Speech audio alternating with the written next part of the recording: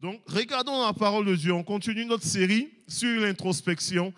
7 grandes questions sont des questions vers une maturité. Et je crois réellement, on avait commencé avec les différents types de questions et on avait commencé avec toute la pensée de qui es-tu, tout ça. Aujourd'hui, on continue dans cette série-là en touchant une autre question, une grande question qui est qu'as-tu dans la main? Et qu'as-tu dans la main? Et normalement, je vais passer en revue les questions. On avait commencé, parce que ça fait plusieurs semaines qu'on a eu des temps de pause là, mais on avait commencé avec l'idée de pouvoir, qui suis-je? La première grosse question qu'on avait amenée, on avait amené normalement l'idée de pouvoir s'arrêter pour réfléchir sur qui suis-je réellement? Et après ça, on a parlé, la deuxième grande question qui était que cherches-tu? Qui était une question que Jésus... Et puis, ces différentes questions-là, c'est toutes des questions qu'à un moment donné, Dieu, ou même dans les évangiles, Jésus a posé la question. Qui suis-je? Que cherches-tu?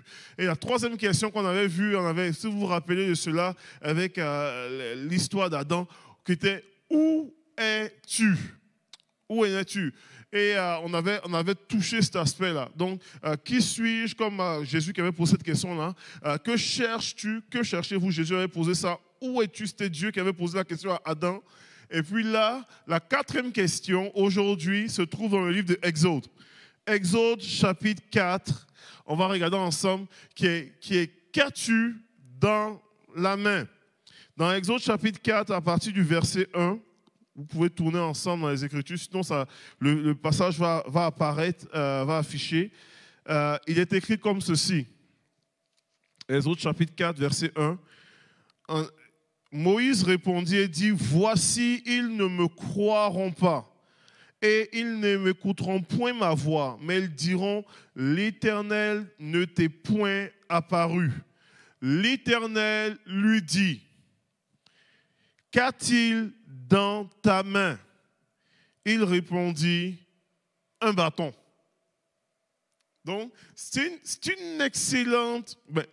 c'est une interaction, je vais vous mettre dans le contexte historique de la chose, tout ça, mais c'est une interaction où est-ce que Dieu va poser une question à Moïse, mais une question qui est extraordinairement pertinent, qui est extraordinairement même profond en soi. Dans le contexte en question, on connaît, pour ceux qui ne sont pas familiers avec l'Ancien Testament, la Bible mentionne normalement, je vous mets rapidement le contexte, Moïse, un prince d'Égypte qui était élevé dans la maison du Pharaon, Moïse qui n'est pas nécessairement égyptien, qui est hébreu, qui a été sauvé des eaux, et Moïse qui, à un moment donné, à l'âge, alors qu'il devient adulte, se rend compte qu'il est fils d'hébreu, décide de pouvoir faire ce qu'il peut pour pouvoir aider son peuple qui est oppressé, qui est esclave en Égypte. Et la Bible déclare qu'un jour, il voit un Égyptien qui est en train de maltraiter un Hébreu. Il voit que personne ne le suit, ne le regarde. Il se jette sur l'Égyptien et il le tue.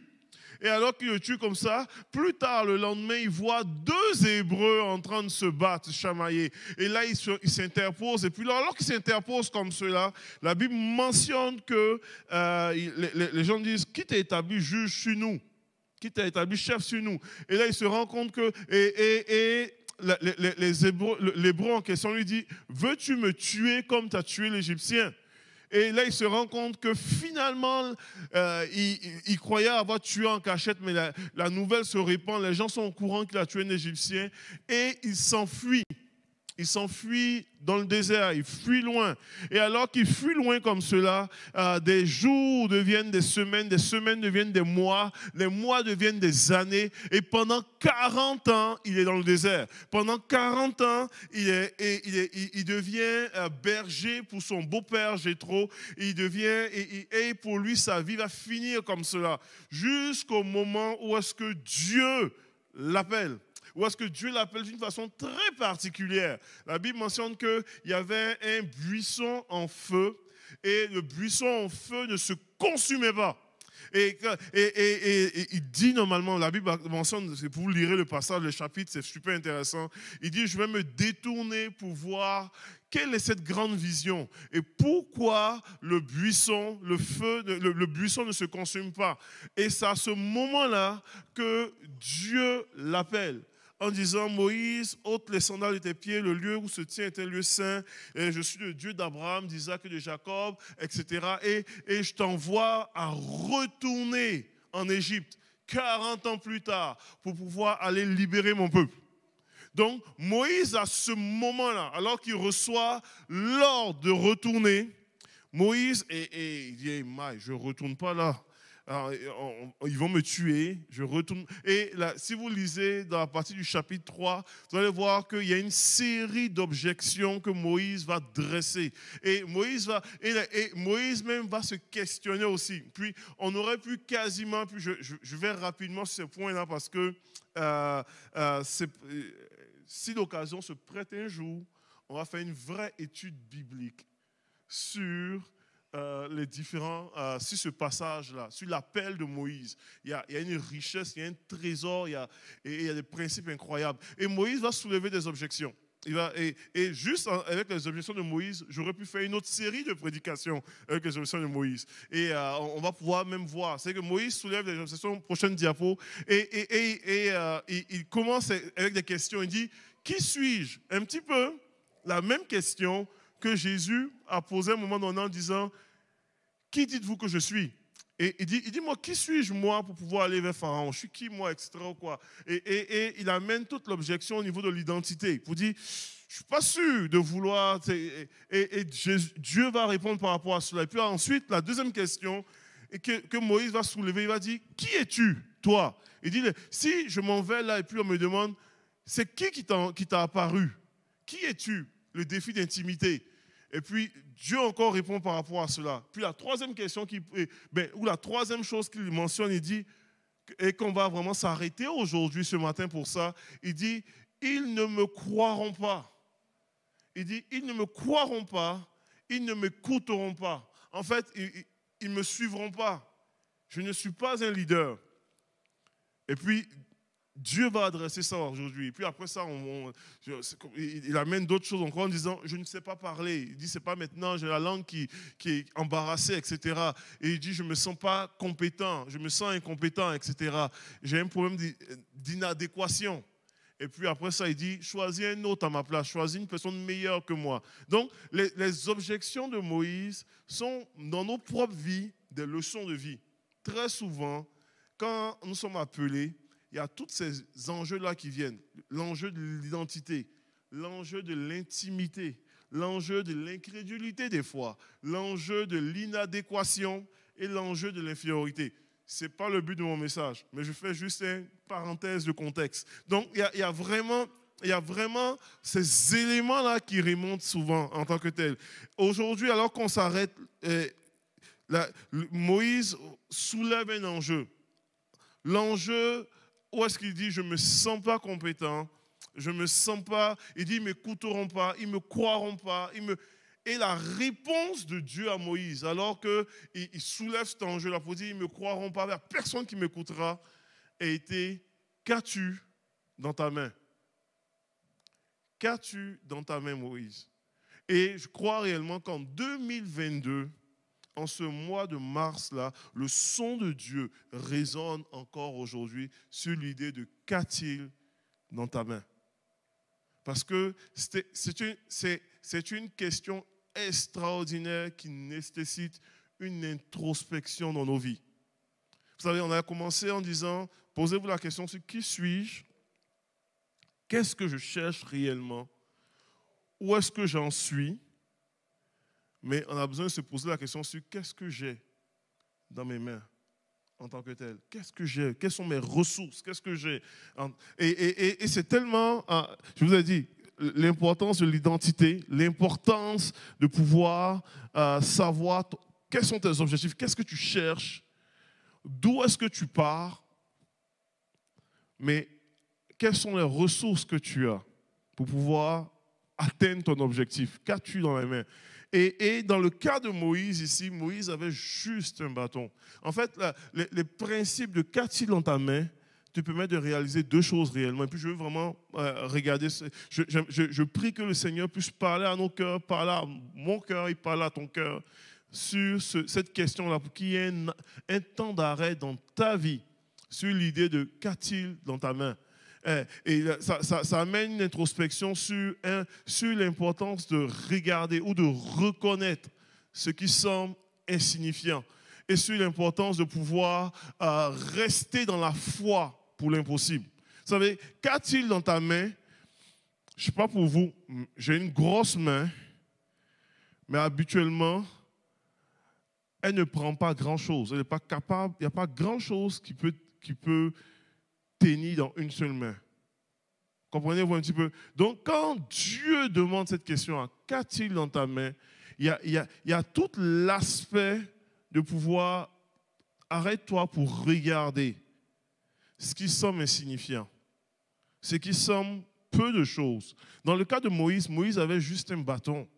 Il avait juste une verge, un bâton. Ce n'était pas grand-chose. Et le bâton en question, pour un berger, était très utilitaire. Ça permettait de se défendre, ça permettait de pouvoir conduire les troupeaux, pouvoir dire non, tu ne vas pas là, petit mouton, tu vas là, etc. Ou quoi. Il y avait normalement une utilité normale. C'est une utilité quand même. Elle avait son sens et son utilité, mais il n'y avait rien de surnaturel là. La suite de l'histoire montre comment est-ce que Dieu a utilisé le bâton pour faire quelque chose d'exceptionnel. Tellement exceptionnel. Puis la Bible, si vous lisez l'histoire de Moïse, il a pris le bâton, il a touché le fleuve est devenu le sang, et il a pris le bâton, il a frappé sur la terre, les poux se sont répandus, etc. Il a frappé le rocher, l'eau est sortie du rocher, levé le bâton dans les airs, la mer s'est divisée. Comprenez un petit peu? Le même bâton, qui était le bâton utilisé pour pouvoir s'occuper des moutons, entre les mains de Dieu, devenait quelque chose d'extrêmement extraordinaire. Et dans les Écritures, il y a des exemples comme cela. Où est-ce qu'il y a le qu'a-t-il dans ta main? Et ce qui est dans ta main peut être utile, peut sembler très banal et presque insignifiant. Mais entre les mains de Dieu, ça devient quelque chose d'extraordinaire. Mais nous avons besoin de nous arrêter pour reconnaître qu'est-ce qu'il y a dans notre main. Ça va? Vous êtes avec moi? Nous avons besoin de reconnaître ce que nous avons dans notre main. Qu'a-t-il dans ta main? Vous savez, dans les Écritures, il y a plusieurs exemples. J'aurais pu multiplier plus d'exemples que cela. Il y avait l'exemple, il y a l'exemple de Moïse avec le bâton, mais tu as l'exemple aussi de l'enfant qui avait 5 pains et 2 poissons, le jeune garçon dans le Nouveau Testament. Tu as l'exemple, il avait juste 5 pains et 2 poissons qui étaient entre les mains de Jésus, suffisant pour faire un buffet.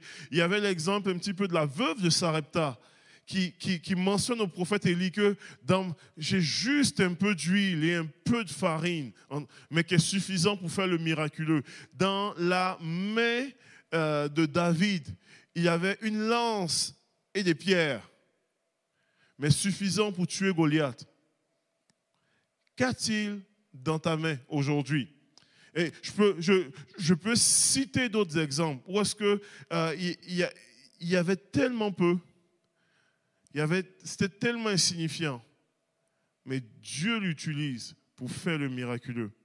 Et alors qu'on est en introspection personnelle, on a besoin de nous arrêter pour dire, ok, qu'est-ce que Dieu nous a donné? Qu'est-ce qui peut-être semble tellement inutile, tellement peu de choses, tellement pas grand-chose, mais entre ses mains devient miraculeux. Entre ses mains devient quelque chose d'exceptionnel. Entre ses mains devient quelque chose de glorieux. Et nous avons besoin de pouvoir juste avoir ce temps d'arrêt dans nos vies. Le gros danger dans nos vies, c'est que ce que nous avons devient tellement naturel qu'on ne se rend même plus compte qu'avec Dieu, ça peut faire quelque chose d'extraordinaire. Avec le Seigneur, ça peut faire quelque chose de puissant en tant que tel. Ce que nous avons peut devenir tellement minime à nos yeux.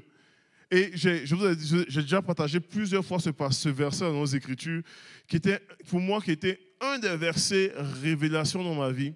Quand Jésus dit, à celui qui en a, il lui sera donné. Ce verset-là, moi, a transformé ma vie, littéralement. Parce que je vais avoir un moment de...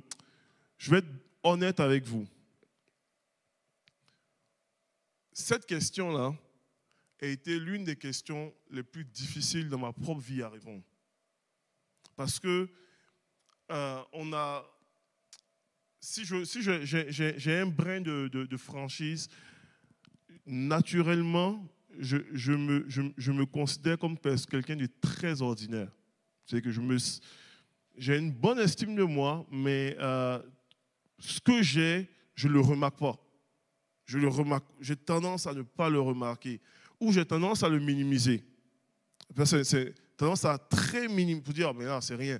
On a dit, mais Désiré, mais tu as quand même, écoute là, Désiré, tu as quand même un diplôme en théologie, tu as une maîtrise en théologie. Je dis, c'est rien ça, tout le monde peut le faire.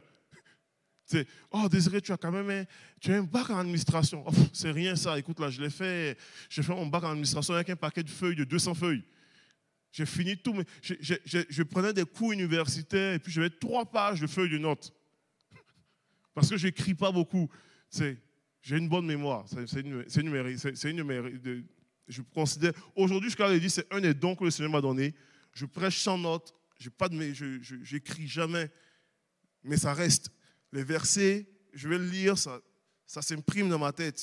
Je retiens mes numéros de téléphone facilement. Je retiens mes numéros de carte de crédit, je les connais sans avoir à les retenir. C'est que ça s'imprime. Puis, sans forcer.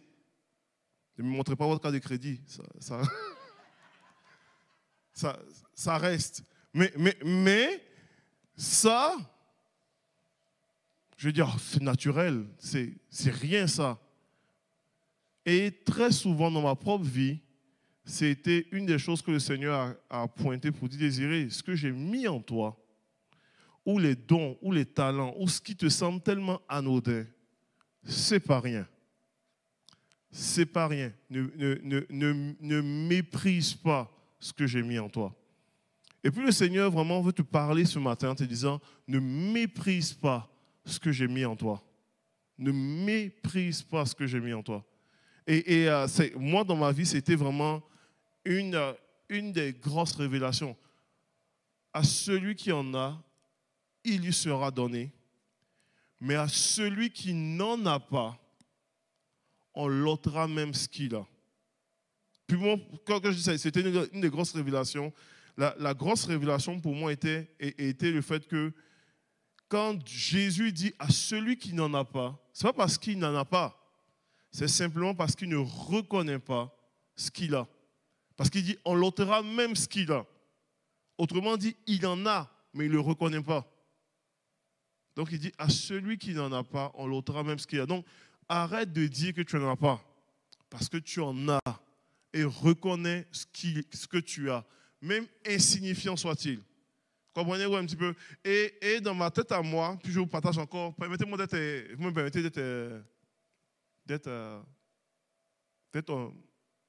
avoir un moment de vulnérabilité. Dans ma tête à moi, il y a eu plusieurs choses que j'ai eues dans ma vie.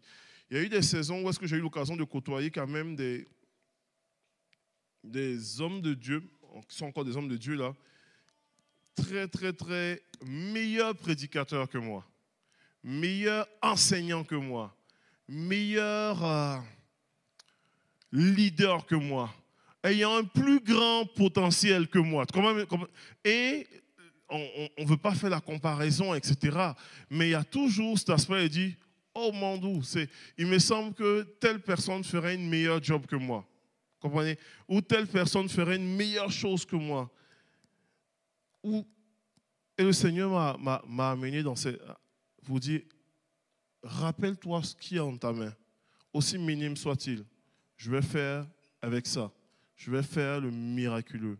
Et je vous partage cela parce que je suis convaincu qu'il y a des gens qui ont trop longtemps paralysé parce qu'ils ont toujours eu l'impression qu'il y a des gens qui feraient mieux quelque chose que. Trop longtemps, juste arrêté parce que certainement il y a des personnes qui auraient été des meilleurs leaders ou des meilleurs. Et Dieu t'appelle aujourd'hui à dire, reconnais ce que tu as dans la main. Et puis, c'est pas forcément venir prendre un micro pour parler ici, là. J'ai des exemples, je lis des biographies, ou je lis des histoires. Un des témoignages qui m'a le plus touché, moi, dans ma vie, était le témoignage de Éric Sellerier, qui est le fondateur du Top Chrétien, qui avait eu une parole. Puis, qu'est-ce que tu as dans ta main? Il avait normalement, c'était un pasteur, pas le pasteur le plus charismatique de France, là, mais il était très habile sur un écran d'ordinateur. C'était un programmeur de formation, etc., tout ça. Et avec ce qu'il avait dans sa main, c'est 1 million de personnes qui ont été rejointes avec son site. Comprenez un petit peu? Des fois, on ne réalise pas, là, mais qu'est-ce que tu as dans ta main peut être aussi très ordinaire que ce soit, mais Dieu peut faire quelque chose d'extraordinaire. Ça, tu peux dire, moi, là, je suis manuel, moi. Je suis très habile avec un marteau, etc. Et puis, Dieu va utiliser ça pour faire quelque chose d'extraordinaire. Mon premier voyage missionnaire que j'ai vécu, j'ai vécu comme organisateur de voyage. On était parti au Mexique. À Reynosa, tout ça. Et puis, tu as toujours, OK, on s'en va, le pasteur est là, moi je vais prêcher, etc. Quoi. Et puis, il y avait une équipe de missionnaires qui sont venus. Puis, parmi les équipes, là, il y avait une personne qui était extrêmement habile. Il était venu avec sa gang, là, habile au niveau des travaux manuels. Et puis, ils ont décidé de pouvoir faire, comme un peu les anges de la rénovation, une maison pour une famille démunie. Et moi, j'ai prêché, mais c'était bien mon message. C'est un peu difficile, là, parce qu'il fallait que je prêche en anglais traduit en espagnol, là. Donc, c'était pas très... Mon anglais est très cabossé, donc ça a sorti moyen. Mais croyez-moi, les gens étaient plus bénis Et ce qui est resté, quand je suis revenu avec mon équipe de jeunes de mon voyage, ce n'était pas mes prédications. C'était le fait qu'on ait construit une maison pour une famille démunie, là, et qui était littéralement le double de la superficie, et que mes jeunes soient impliqués dans la construction de la maison. Ils ont été profondément touchés. Et quand on a remis la maison aux gens, littéralement, c'était comme on a remis comme un peu le concept ange de la rénovation. Les familles n'étaient pas venues sur le terrain. Puis ils sont venus à la fin de notre voyage missionnaire, puis on a dit, ça, là, cette maison-là, c'est à vous. Donc ça pleurait, etc. C'était ça qui était plus touchant que... Puis mon message, c'est pas pire hein, que mon message. Comprenez-vous un petit peu? Donc, qu'as-tu dans ta main implique tout ça, implique tous ces éléments-là de façon incroyable pour dire non. Le Seigneur va avec ce que tu as, avec ce que Dieu a mis en toi, avec la grâce que Dieu a déposée en toi, que tu sois bon à l'informatique, que tu sois bon dans les travaux manuels, que tu sois bon en électronique, que tu aies une bonne mémoire, que tu sois capable de pouvoir normalement jouer au soccer, que tu sois capable de pouvoir... Peu importe ce que tu as, entre les mains du Seigneur, ça devient potentiel du miracle. Comprenez-vous un petit peu? Puis, ça devient potentiel du miraculeux. Et tu n'as pas forcément besoin, puis ça c'est dangereux que je dise ça là, comme professeur de collège biblique, tu n'as pas forcément besoin d'aller au collège biblique. Tu as besoin de reconnaître ce que tu as. Tu n'as pas besoin forcément de dire, il faut que j'aille. Tu as besoin de reconnaître ce que tu as, aussi insignifiant soit-il. Parce que si tu le mets entre les mains de Jésus, ça va faire quelque chose de différent. Donc, je vais aller rapidement avec ça. Donc, qu'a-t-il dans ta main implique de pouvoir regarder, reconnaître ce qui semble insignifiant. Mais qu'as-tu dans tes mains implique autre chose aussi. Ça implique de pouvoir rester dans la foi pour l'impossible. Une des particularités, une des particularités du texte, c'est que lorsque Dieu pose la question à Moïse, qu'as-tu dans ta main?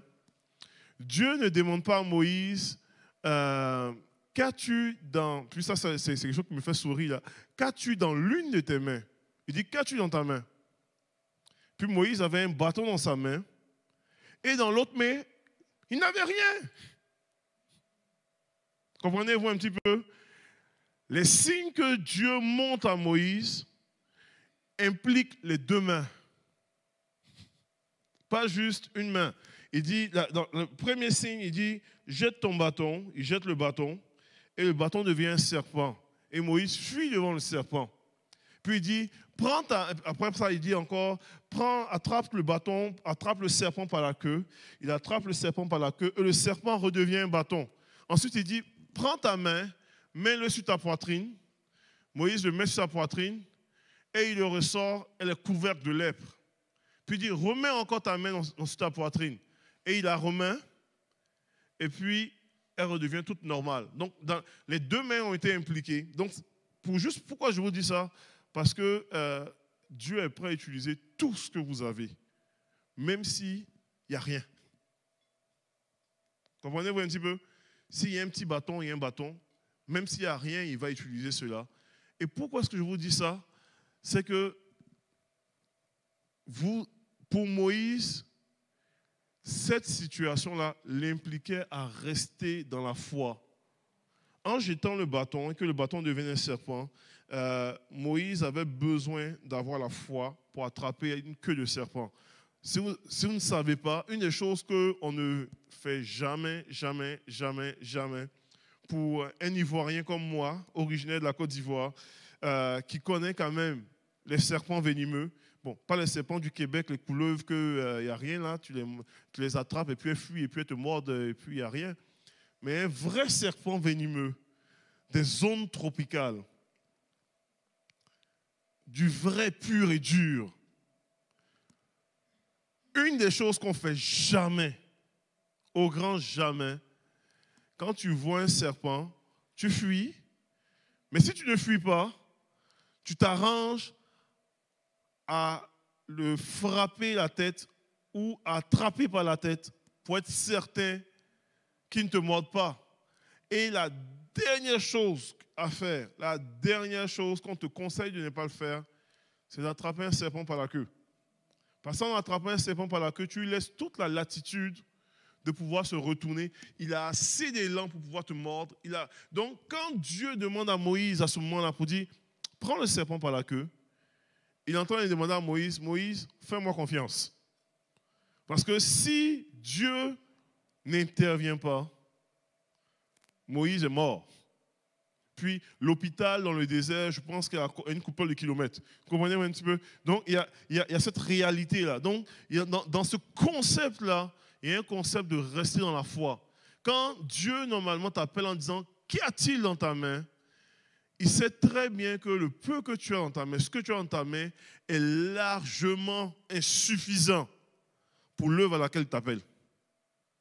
Que s'il n'intervient pas, il n'y a pas l'impossible. L'impossible reste impossible. Vous comprenez un petit peu? Il y a une dimension où est-ce que nous avons besoin de réaliser. Et puis, ma prière que Dieu nous touche, nous interpelle par rapport à cela. Dans le cas de Moïse, puis je vais mettre rapidement dans le contexte. Dans le cas de Moïse, le serpent était très représentatif. La couronne du pharaon était illustrée par un serpent. C'est-à-dire que les couronnes pharaoniques, ce n'est pas des couronnes comme des rois médiévaux. Là. C'était vraiment littéralement une espèce de foulard avec un serpent au bout. Donc, quand le bâton devient un serpent, puis on dit Moïse fuit devant un serpent, il y avait tout le rappel que Moïse qui fuyait devant le pharaon. Et il dit non, reprends le serpent par la queue. Et Moïse, toute l'image de la main de Moïse qui devient lépreux, c'était toute l'image de Moïse qui lui-même fuit de lui-même. Il a quitté l'Égypte, il est dans le désert. Et une personne qui est lépreuse devait être écartée du camp. écarté de la ville, écarté. Donc il y avait toute cette image-là pour dire, tu as été écarté, mais je te ramène en Égypte pour être un libérateur, etc. Bref, je ferme la parenthèse par rapport à cela, mais nous devons en réaliser, alors que nous prenons conscience, alors que Dieu nous appelle à pouvoir reconnaître ce que nous avons dans la main, nous devons réaliser que nous avons besoin de la foi, que Dieu est capable de prendre ce qui semble insignifiant pour faire quelque chose de miraculeux, pour faire quelque chose de glorieux, pour faire quelque chose de grand. Je vais terminer avec ceci. Une des choses qu'on a souvent dit de moi quand j'étais petit, on disait, Désiré, toi, tu es calme. Et puis, Désiré, tu ne parles pas beaucoup. Et tu écoutes beaucoup. Puis, ça m'a toujours suivi à travers ma jeunesse, à travers mon adolescence. Oh, Désiré, il ne parle pas, il est calme, il n'est pas un enfant rebelle, etc. ou quoi. Pour moi, ça, c'était absolument insignifiant. Ça ne représentait absolument rien. Aujourd'hui, dans l'exercice de mes fonctions, la plus grande qualité qu'on requiert d'un aumônier en milieu carcéral, c'est sa capacité d'écouter. Comprenez-vous un petit peu? Sa capacité d'écouter, de pouvoir entendre la souffrance des gens et puis de pouvoir juste se tenir près des gens qui souffrent. Puis, ce qui me semblait tellement anodin, aujourd'hui, je l'utilise quotidiennement en tant que tel. Et les gens vont me parler, ils me parlent de tout. Et puis après ça, ils finissent et disent, juste parler, ça m'a fait du bien. C'est ça, juste ça, je commence à remonter la pente. Juste ça. Donc, Dieu est capable de prendre. Puis, je veux vraiment terminer avec ça, là, vraiment. Dieu est capable de prendre ce qui semble tellement anodin. Puis ça semble anodin, là, pour faire quelque chose de miraculeux. C'est de faire quelque chose de miraculeux, de m'asseoir, comme cette semaine-là, de m'asseoir avec un gars qui a toutes des pensées suicidaires, qui veut en finir, qui pleure sa vie, etc. Ou quoi. Et puis, juste l'écouter, puis sans nécessairement dire non, ne te suicide pas, puis juste l'écouter jusqu'à on finit. Et puis, je dis, tu sais, moi je crois, je le partage, je dis, moi j'ai la foi pour un Dieu qui est l'auteur de notre joie. Pas dit grand-chose, j'ai juste dit ça après près de 30 minutes d'écoute là. Et puis je dis, il est capable de changer ta tristesse en joie. Puis lui me répond, il dit, juste te parler, je me sens bien déjà. Il dit, je sens déjà l'espoir remonter. Puis je n'ai pas fait grand-chose là. Je n'ai pas pris un sermon pour commencer à montrer, pour dire la joie dans les Écritures, il y a le même terme que charis dans le grec, et puis ça veut dire ça. Je n'ai rien de tout ça. Mais le Seigneur utilise les petites choses de notre vie pour faire le miraculeux. Les petites choses de notre vie pour faire le miraculeux. C'est de pouvoir rester dans la foi pour dire, je n'ai pas grand-chose, mais le Seigneur utilise chaque chose pour faire le miraculeux. Et alors que nous sommes ici aujourd'hui, puis je vais terminer avec ça, faites l'exercice pour dire, qu'est-ce que j'ai dans ma main? Qu'est-ce que j'ai comme ressource? Ça peut être un diplôme, ça peut être des gens. Vous dites, moi, j'ai une famille, j'ai une maison, j'ai des ressources, j'ai des biens, je sais tricoter, je sais normalement faire telle chose, ou je sais faire telle affaire, ou j'ai une aptitude à faire des plats, je sais cuisiner. Il y a une personne qui m'avait partagé ça pour dire, moi je ne sais pas grand chose, je sais cuisiner. Puis j'ai dit, elle a commencé à faire des petits repas pour aider quelqu'un. C'était ça. Puis la personne à un moment donné, puis moi j'étais au courant des deux, la personne qui ne sait pas que la personne est venue me voir, vient me voir pour dire, moi là, j'ai été tellement béni. Il dit, ça fait plusieurs fois, de façon régulière, je reçois des repas de telle sœur. Puis je dis, oh wow. Puis, il dit, ça fait tellement une différence dans ma vie. Qu'est-ce que tu as dans la main? Souvent, on veut les... Mais on a juste besoin de pouvoir juste s'arrêter pour dire, Père, aide-moi à reconnaître ce que j'ai. Aide-moi à reconnaître ce que j'ai. Je vais inviter, je ne sais pas si je ne vois pas Abraham ou quelqu'un. Allez, je te cherchais, je balayais du regard. Je vais juste inviter les musiciens à revenir. Puis je vais terminer avec ça. Le Seigneur est tellement particulier. Je voulais amener un aspect de vulnérabilité. Je veux dire, de toutes les questions, de toutes les 7 questions, je veux dire, ça a été ma question la plus difficile à répondre. Parce que je suis naturellement un bon généraliste. Et j'ai voulu, c'est dans le sens que j'ai toujours été un bon généraliste. Je me débrouille partout. Je suis capable de me débrouiller un peu partout. Je ne suis pas excellent partout, mais je me débrouille bien partout. Et quand dans ma propre vie, je faisais l'exercice sur qu'est-ce que j'ai dans ma main, je disais, j'ai l'impression d'être très ordinaire. Donc oui, je suis bon un peu, je sais prêcher, mais c'est moyen. Tu sais, je sais telle affaire, mais c'est toujours moyen. Je suis telle affaire, c'est toujours moyen. Et je me débrouille bien, j'ai telle affaire, mais c'est un peu moyen. J'enseigne au collège public, mais il me semble que je peux faire beaucoup plus, et puis je peux faire plus de recherche. Je peux faire... le Seigneur m'a personnellement plusieurs fois ramené, me reprendre même pour dire, Désiré, non, tu ne méprises pas ça. Ne méprise pas le don de Dieu. Je vous partage cela et puis je vous le dis encore, je vais terminer avec ceci. Dans ma propre vie, je dois constamment revenir sur une feuille pour écrire ce que j'ai, pour reconnaître ce que j'ai. Je vais vous encourager à faire cet exercice-là. Reconnaître ce que vous avez. Écrivez. Prenez le temps de pouvoir juste vous arrêter pour dire, OK, qu'est-ce que j'ai? Et si vous n'êtes pas capable de voir ce que vous avez, parce que ça arrive ça, posez la question à une personne proche de vous pour dire, toi là, quand tu regardes ma vie, qu'est-ce que tu vois dans ma vie? Quelles sont les choses que tu es capable de dire, oh, il y a tel aspect dans ta vie, où il y a tel don, où il y a telle grâce, où il y a telle chose.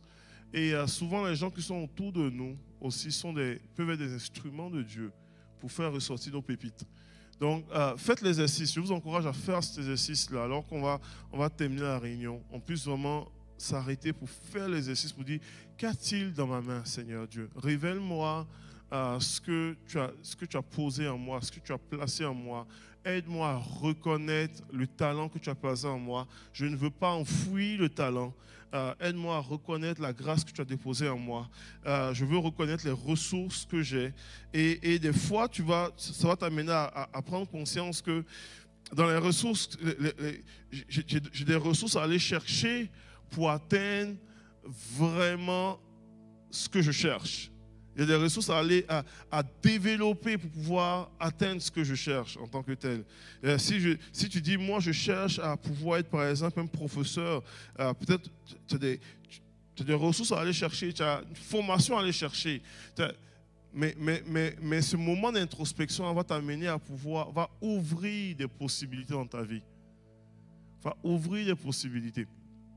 Et je prie le Seigneur, que le Seigneur puisse vraiment nous toucher ce matin au nom de Jésus. Et, quand je préparais le message, le Seigneur parlait à mon cœur qu'il y avait plusieurs personnes qui avaient de la difficulté à identifier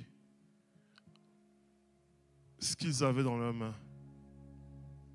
Et si c'est ton cas ce matin, je prie qu'il y ait une révélation fraîche et nouvelle dans ton esprit.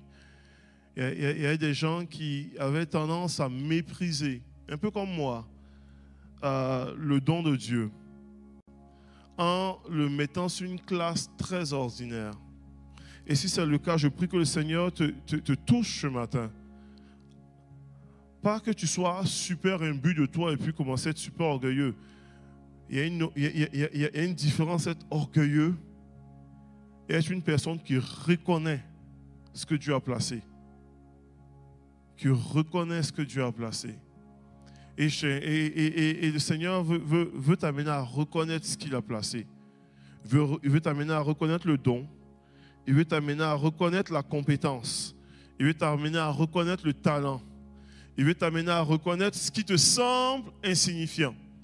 Il veut t'amener à reconnaître la pierre et la lance, le lance-pierre. Il veut t'amener à reconnaître les 5 pains et les 2 poissons.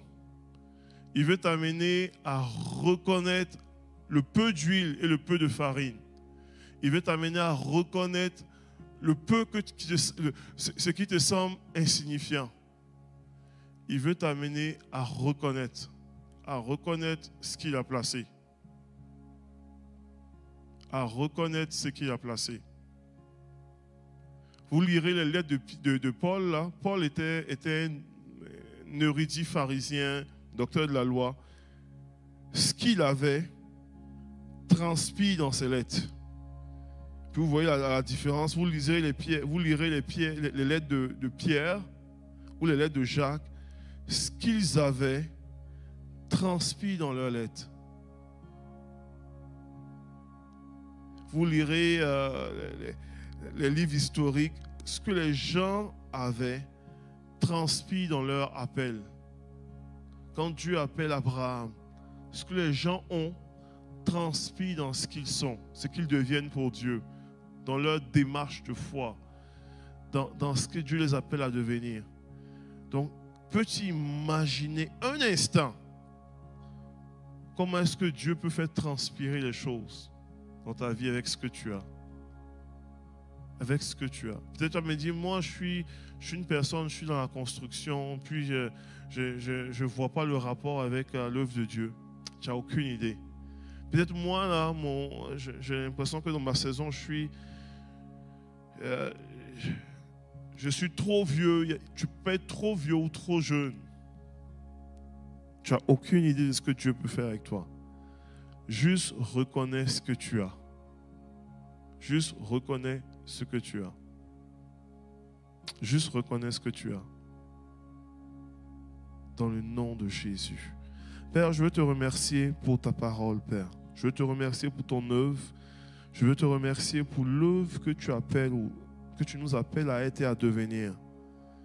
Alors que tu nous arrêtes et tu nous poses la question encore en 2022. Qu'as-tu dans ta main? Qu'as-tu dans ta main? Qu'as-tu dans ta main? Seigneur, je veux reconnaître ce qui semble insignifiant dans le nom de Jésus. Je veux reconnaître les dons que tu as placés. Je veux reconnaître les aptitudes que tu as placées. Je veux reconnaître les compétences que j'ai développées. Je veux reconnaître, Seigneur Dieu, encore le potentiel. Je veux reconnaître les ressources que tu as mis à ma disposition. Je veux reconnaître les gens que tu as mis autour de moi. Je veux reconnaître, Seigneur Dieu, ta grâce sur ma vie. Je veux reconnaître ton onction, Seigneur Jésus. Je veux reconnaître ta vie. Je veux reconnaître les dons spirituels. Je veux reconnaître. Je veux reconnaître, Seigneur Jésus. Je veux reconnaître, Seigneur.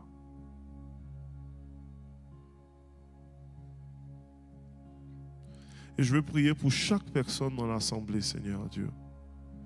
Dans cet exercice-là, Seigneur Dieu, qui est une reconnaissance des aptitudes, Seigneur Jésus.